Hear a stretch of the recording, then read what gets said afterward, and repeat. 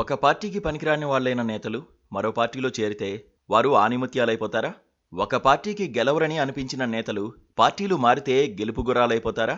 పశ్చిమ బెంగాల్లో తృణమూల్ కాంగ్రెస్ను వీడిన మంత్రులు బీజేపీలో చేరి దారుణంగా ఓడిపోయారు. తెలంగాణలో కొందరు నేతలు బీఆర్ఎస్ నుంచి కాంగ్రెస్లో చేరి ఓటమి చెందారు. మరి ఏపీలో ఏం జరగబోతోంది? పాలక వైఎస్ఆర్ కాంగ్రెస్ నుంచి కొందరు నేతలు, ప్రతిపక్ష టీడీపీ నుంచి కొందరు నేతలు తమ తమ పార్టీలకు గుడ్ బై చెప్పేశారు. మరికొందరు అదే బాటలో ఉన్నారు. వీరు టికెట్ల కోసం ప్రత్యర్థి పార్టీల వైపు చూస్తున్నారు.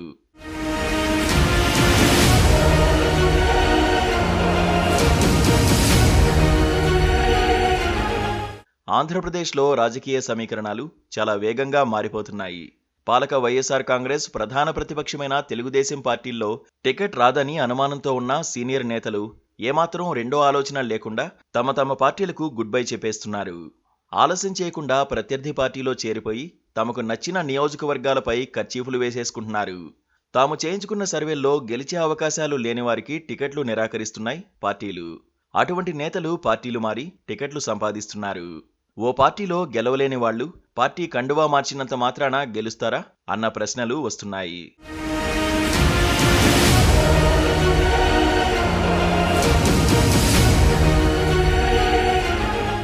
విజయవాడ ఎంపీ కేశినేని నాని టీడీపీ తరపున వరుసగా 2 సార్లు గెలిచారు.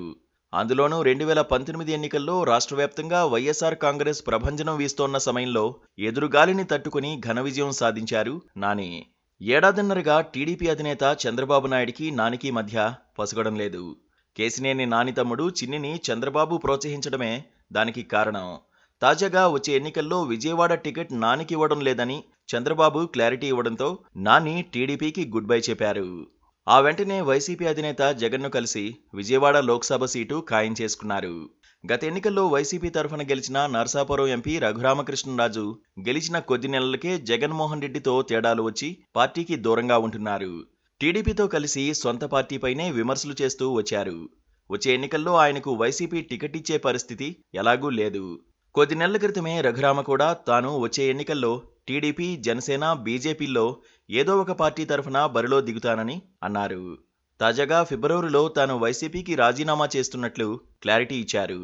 ఇక టీడీపీ, జనసేనల్లో ఒక పార్టీ అభ్యర్థిగా ఆయన నరసాపురం నుంచే పోటీ చేసే అవకాశాలు ఉన్నాయి. వైఎస్ఆర్ కాంగ్రెస్ పార్టీ నేత పెనమలూరు ఎమ్మెల్యే పార్థసారథికి వచ్చే ఎన్నికల్లో పెనమలూరు నుండి టికెట్ లేదని పార్టీ నాయకత్వం తేల్చి చెప్పింది. దాంతో ఆయన పార్టీకి గుడ్ బై చెప్పేశారు. ఆయన త్వరలో టీడీపీలో చేరతారని ప్రచారం జరుగుతోంది. ఆయనకు నూజివీడు టికెట్ ఇవ్వడానికి చంద్రబాబు సిద్ధంగా ఉన్నట్లు ప్రచారం జరుగుతోంది. ఇక రాయపాటి రంగారావు కూడా టీడీపీకి గుడ్ బై చెప్పారు. చంద్రబాబు అవినీతిపరుడని దుయ్యబట్టిన రాయపాటి జగన్మోహన్ రెడ్డి పథకాలను మెచ్చుకోవడం గమనార్హం. గుంటూరు ఎంపీగా ఉన్న టీడీపీ నేత గల్లా జయదేవ్ వచ్చే ఎన్నికల్లో ఎంపీ సీటుకు పోటీ చేయడం లేదని స్పష్టత ఇచ్చారు.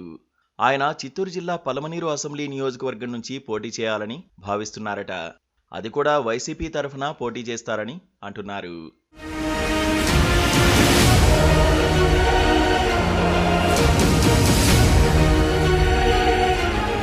టీడీపీ అయినా వైసీపీ అయినా ఎన్నికల్లో ఏ నియోజకవర్గాల్లో ఎవరిని నిలబెడితే విజయం సాధించే అవకాశాలు ఉంటాయో సర్వేలు చేయించుకుని అందులో తేలిన వారికే టికెట్లు ఇస్తాయి.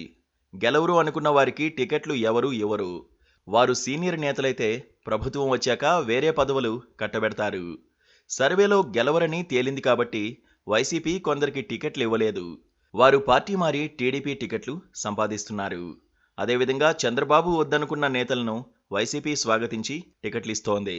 ఒక పార్టీ దృష్టిలో ఓడిపోతారని తేలిన అభ్యర్థులకు భుజాలపై కండువా మారగానే వారు గెలుపు గుర్రాలు అయిపోతారా అన్నది ప్రశ్న. పశ్చిమ బెంగాల్, తెలంగాణలతో పాటు చాలా చోట్ల ఇలా పార్టీలు మారిన వారు ఓటమి చెందారు. మరి ఏపీలో ఏం జరుగుతుందన్నది ఆసక్తికరంగా మారింది.